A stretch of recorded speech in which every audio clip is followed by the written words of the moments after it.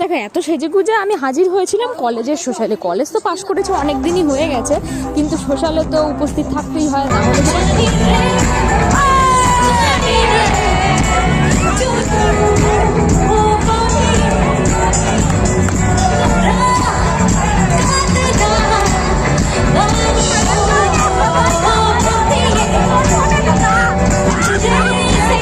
এরপরে কলেজে প্রোগ্রাম যখন শেষ হয়ে গেল, আমরা উপস্থিত হয়ে গেলাম একটা রেস্টুরেন্টে। এই যে 4 জনের জন্মদিন কয়েকদিন আগেই পার হয়েছে, ওদের সবার জন্মদিন একসাথে সেলিব্রেট করতে।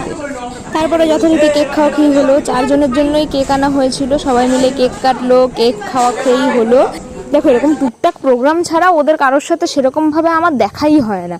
গত বছর আমার ওদের সাথে এই কলেজ প্রোগ্রামেই দেখা হয়েছিল, আবার এই 1 বছর পরে দেখা হলো। মাঝে কয়েকজনের সাথে দেখা হয়েছিল, কিন্তু সেটা দুর্গাপুজোর টাইমে দেখা হয়েছিল। এরপরে আমরা বিরিয়ানি খেয়ে